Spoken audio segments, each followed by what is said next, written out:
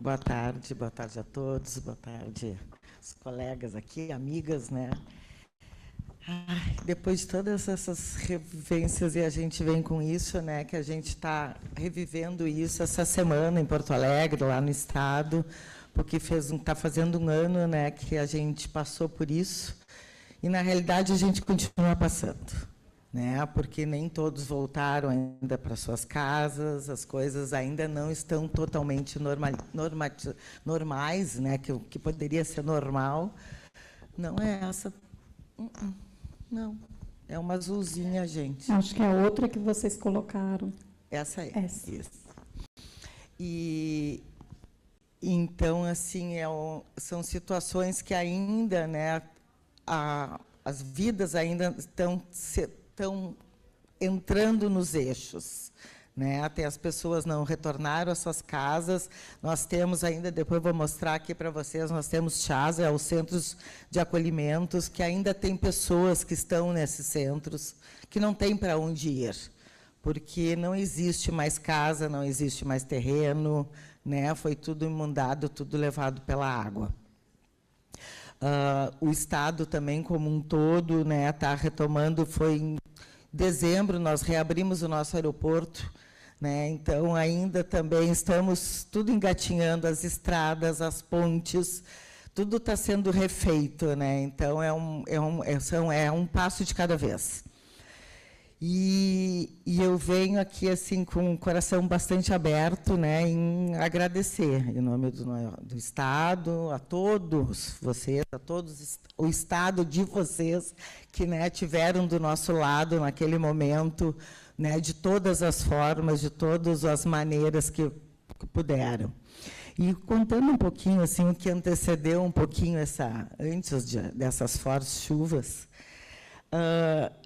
todos os anos, né, tem a ESMAM, todo mundo sabe que a gente trabalha com a Semana Mundial da Amamentação. E, em abril, nós temos o nosso grupo, né, nós temos algumas colegas, e a gente pensa em agosto. Havia saído pela UABA o slogan de 24, que seria apoio à amamentação, apoio em todas as situações. E nós ficamos, o que nós vamos trabalhar, né? Apoio em todas as situações. Daí fomos buscar coisas. Vamos trabalhar com coisas de emergência, coisas de enchente, coisas... Mas só ficou na conversa, porque nós não tínhamos ainda nada definido. Isso foi abril, início de abril, maio, aconteceu o que nos aconteceu. Então, agora vou mostrar um pouquinho. E daí a gente começou a viver o que a gente não pensou em viver. Né? Que era fácil, vamos fazer vamos fazer isso, vamos fazer aquilo. Mas como fazer quando tu está onde não tem para onde ir, as pessoas não têm para onde ir, a água tu não chega, mas não tem estrada, não tem nada. Então, assim, a nossa situação foi bem periclitante. Então, eu vou mostrar um pouquinho.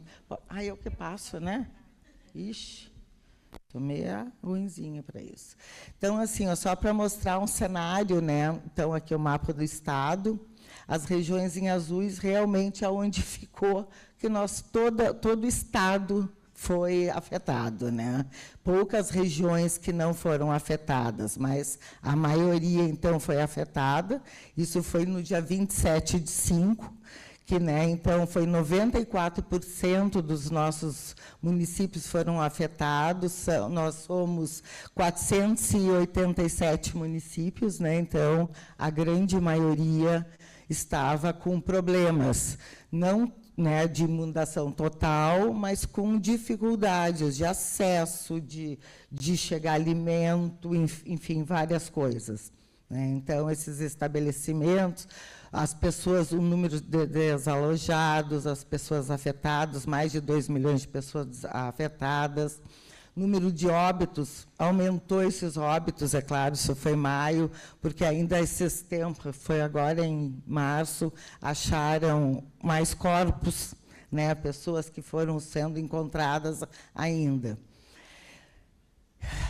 Então, assim, é isso, né? Então, os estabelecimentos de saúde não tinham para onde ir, não tínhamos unidade sanitária, não tinham hospitais, né? Então, as atenções especializadas, tudo embaixo d'água.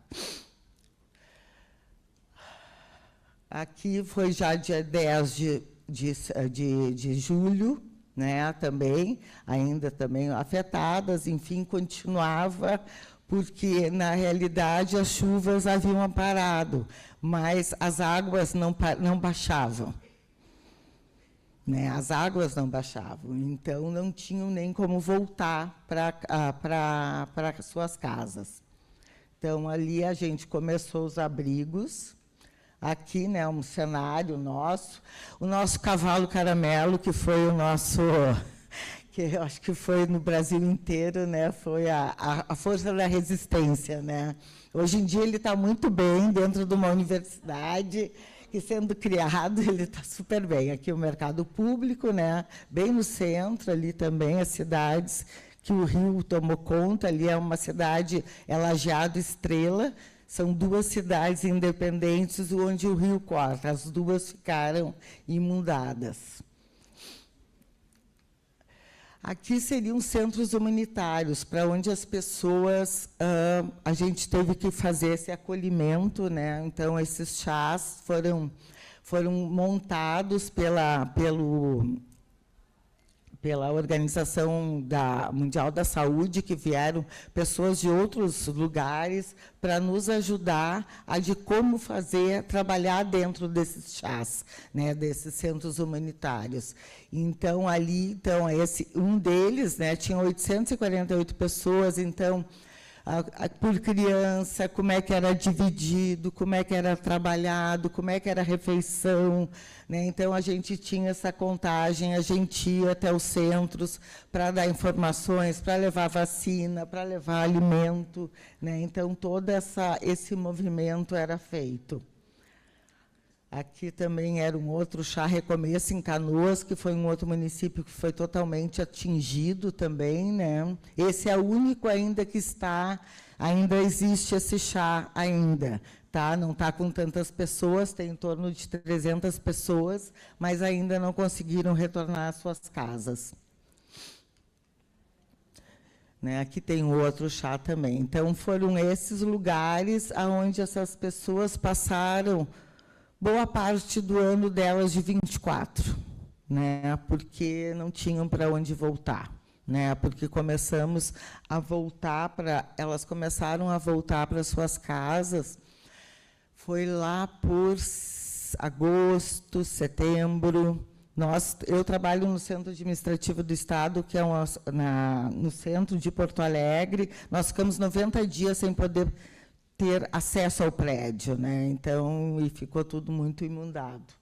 Inclusive, uma das coisas que aconteceu, que a Procergs, que é o Centro de Processamento do Estado, foi inundado também. E, com isso, toda a parte que nós trabalhamos depois com as fórmulas infantis, que é onde é retirada, para retirar, nós tivemos que refazer tudo isso, porque as crianças que ganhavam nas unidades de saúde queriam fórmulas, principalmente por crianças maiores com problemas, e as fórmulas infantis chegavam a rodão lá no Estado. E nós tínhamos que controlar isso. E não tinha como ter esse controle. Né, porque chegavam dentro as pessoas desesperadas, né, então foi uma situação bem complicada, assim. Bom, daí os bancos de leite aqui, né, que foi do banco de leite que eu tenho para contar, assim, que foi na semana que o João teve a conversa com vocês, o João ligou para o Estado, olha, nós estamos pensando em... estamos pensando em mandar leite para o Rio Grande do Sul. E eu assim, leite para o Rio Grande do Sul? Como? Não temos nem aeroporto, não tem como vai mandar. Não, vamos fazer. E o João começou a se mobilizar, o pessoal se mobilizar. Santa Catarina, Joinville querendo mandar coisa. e nós, assim, meio atônitos, né? Porque realmente tu não sabe o que fazer nessa situação. Tu quer fazer tudo e, ao mesmo tempo, tu não consegue, né? Então, assim, quando veio isso de trazer o leite, eu fui contatar com as gurias do banco para conversar. Gurias, o que vocês acham? Como é que nós vamos fazer? Não sei o quê. Daí o pessoal do interior, algumas pessoas queriam.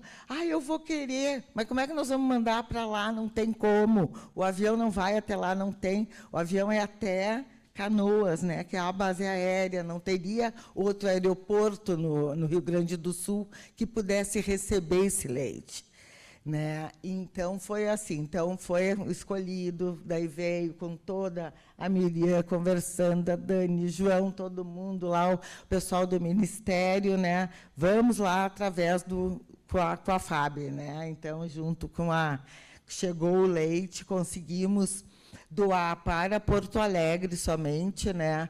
Sei que tinha muitos litros para todo o estado, mas nós não tínhamos como enviar para os outros bancos, né? Então, a nossa ideia foi, primeiro, Porto Alegre, que tem 4 grandes hospitais, onde estão concentrados os 4 grandes hospitais do estado.